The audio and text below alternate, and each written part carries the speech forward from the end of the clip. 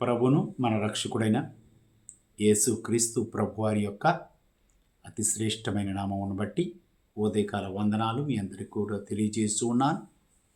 ప్రేమామయుడు మన దేవుడు ఆత్మీయ ఆహారంలో భాగంగా రోమిలికి రాసిన పత్రిక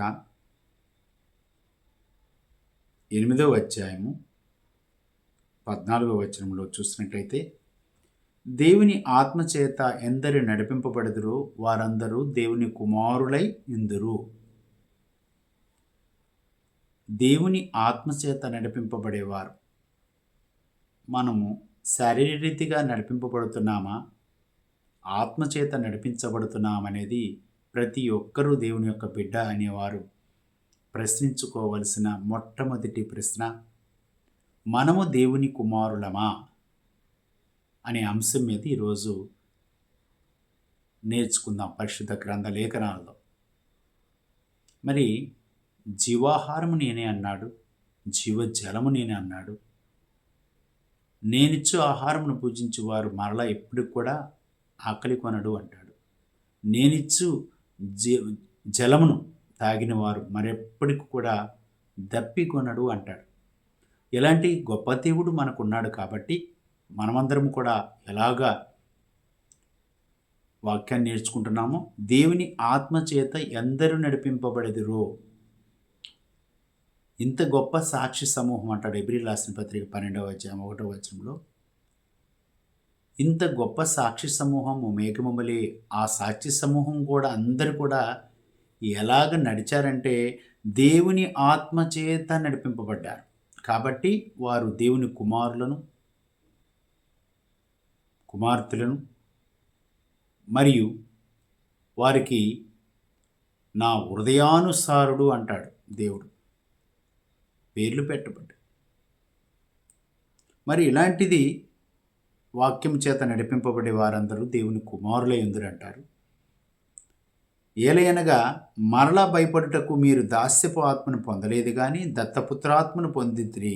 ఆ ఆత్మను కలిగిన వారమై మనం అబ్బా తండ్రి అని మొరపెడుచు. దెబ్బతిన్నప్పుడే అబ్బా అంటాం, అమ్మ అంటాం, లేకపోతే తండ్రి అని మొరపెడతాం. ఇలాంటి జీవాధిపతి అయిన దేవునికి మనం మొరపెడుతున్నామని రోమిలికి రాసిన పత్రిక 8వ అధ్యాయం 16వ వచనం. మనము దేవుని పిల్లలమని ఆత్మ తానే మన ఆత్మతో కూడా సాక్ష్యం ఇచ్చుచున్నాడు.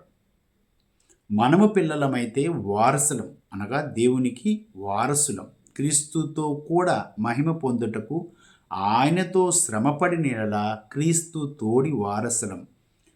మన ఎడల ప్రత్యక్షము కాబో మహిమ ఎదుట ఎప్పటి కాలపు శ్రమలు ఎన్నదగినవి కావని ఎంచుకొనుచున్నాం. దేవుని కుమారుల ప్రత్యక్షత కొరకు సృష్టి మిగులు ఆశతో తేరి చూచుచూ కనిపెడుచున్నది. ఎలైనగా సృష్టి నాశనమునకు లోనైన దాస్యములో నుండి విడిపించుటకు దేవుని పిల్లలు పొందబోవు మహిమ గల స్వాతంత్రము పొందదునని నిరీక్షించుటకై.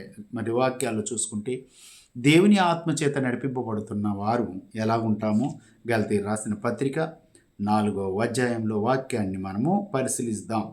గలతీయులకు రాసిన పత్రిక 4వ అధ్యాయము 5-7 వచనంలో దేవుని ఆత్మచేత నడిపించబడే వారము మనము దత్తపుత్రులము కావాలని ధర్మశాస్త్రముకు లోబడి ఉన్న వారిని విమోచించుటకై ధర్మశాస్త్రముకు లోబడి ఉన్నవాడాయను. క్రీస్తు ప్రభు ధర్మశాస్త్రానికి లోబడ్డాడు కాబట్టి సిలువ వేయబడ్డాడు. లోబడకుండా మీరెవరు అని చెప్పేసి ఎదిరించినట్టయితే, ఆయన ప్రభావము చూపించినట్టయితే అక్కడ ఎవ్వరూ కూడా జీవించేవారు కాదు, నాశనం అయ్యేవారు. కానీ ఆ ధర్మశాస్త్రానికి లోబయ్యేవాడు మనం కూడా ఎలా ఉండాలంటే లోబడిన తండ్రికి లోబడాలి, లోకానికి లోబడాలి, పెద్దలకు లోబడాలి, అధికారులకు లోబడే వారంగా ఉండాలి. ఎందుకంటే మనము దేవుని పిల్లలము కాబట్టి. మరియు మీరు కుమారులై ఉన్నందున నాయనా తండ్రి అని మొరపెట్టు తన కుమారుని ఆత్మను దేవుడు మన హృదయములోనికి పంపెను. కాబట్టి నీవిక దాసుడువు కావు, కుమారుడివే. కుమారుడువైతే దేవుని ద్వారా వారసుడవు. ఆ కాలమందైతే మీరు దేవుని ఎరుగని వారై నిజమునకు దేవుళ్ళు కాని వారికి దాసులై ఉంటిరి. కానీ ఇప్పుడు మీరు దేవుని ఎరిగిన వారును మరి విశేషముగా దేవుని చేత ఎరగబడిన వారు విన్నారు కనుక తండ్రిని ఆత్మ ద్వారా నడిపించబడే వారందరూ కూడా, దేవుని ఆత్మతో నడిపించబడే వారందరూ దేవుని కుమారులైన దాని గురించి మనం మాట్లాడుకుంటూ ఉన్నాం, వాక్యాన్ని నేర్చుకుంటూ ఉన్నాం. ఈ వాక్యమే ఆ కాలమందైతే ఏది తండ్రిని ఎరగనక ముందు, దేవుడంటే ఎవరో తెలియనికి ముందు, ఆయన సంకల్పం ఏదో తెలియనప్పుడు ముందు ఎలా ఉండేవాళ్ళం అంటే, ఆ కాలమందైతే మీరు దేవుని ఎరిగిన వారును మరి విశేషముగా దేవుని చేత ఎరగబడిన వారై ఉన్నారు కనుక బలహీనులమైనవయు నిష్ప్రయోజనమైనవయు మూలపాఠముల తట్టు మరల తిరగనేలా, మునుపటి వలె మరల దానికి దోసులై ఉండవేలా. వాక్యాల్లో చూసుకుంటే మనమందరము కూడా దేవుని ఆత్మచేత తండ్రి అని పిలువబడుచున్నాం. ఎందరూ దేవుని ఆత్మచేత నడిపించబడతారు వారందరూ దేవుని కుమారులై కుమార్తెలై ఉన్నారని 2 కొరింథీయులకు రాసిన పత్రిక 6వ అధ్యాయం 18వ వచనంలో మనం నేర్చుకున్నాం. మరి చివరిగా యోహాను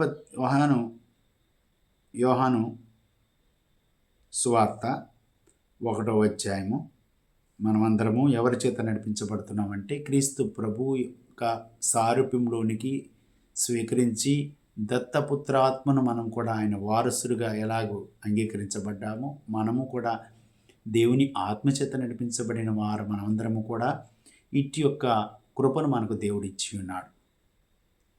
1వ యోహాను సువార్త 1వ అధ్యాయం 12వ వచనంలో, తన్ను ఎందరు అంగీకరించుతురో వారందరికీ, అనగా తన నామమందు విశ్వాసముంచిన వారికి దేవుని పిల్లలగుటకు ఆయన అధికారము అనుగ్రహించెను అంటాడు. దేవుడు మనందరికి కూడా అధికారాన్ని అంగీకరించి విశ్వాసం ఉంచిన వారికి దేవుని ఆత్మచేత నడిపించబడుతూ, తన నామమందు విశ్వాసం ఉంచిన వారికి, ఎవరి నామము? క్రీస్తు ప్రభు నామమందు విశ్వాసం ఉండవు. ఈయన తండ్రి, కుమారుని యొక్క నామమును విశ్వసించిన వారు దేవుని పిల్లలగుటకు అధికారం మనకిచ్చారు. అంతేగాని క్రీస్తు ప్రభు ఎవరో నాకు తెలియదు, తండ్రి ఒక్కడే తెలుసు అని అనడానికి కుదరదు. కానీ ఈయన నా ప్రియ కుమారుడు, ఈయన మాట మీరు వినుడి అని ఒక శబ్దము బాప్తిసం తీసుకున్న తరువాత పావురము క్రీస్తు ప్రభు యొక్క భుజముల మీద నిలబడినప్పుడు ఒక పరిశుద్ధాత్మ ద్వారా ఒక మాట వినపడుతుంది. ఈయన నా ప్రియ కుమారుడు, ఈయన మాట వినుడి. ఇంటేనే ఆయన మాట విన్న వారికే, విశ్వసించిన వారికే నిత్య జీవము. లేకపోతే వారి అందరికి కూడా ఎవరికి కూడా నిత్య జీవం లేదు. ఆయన అంగీకరించాలి, ఆయన నామమును విశ్వసించాలి.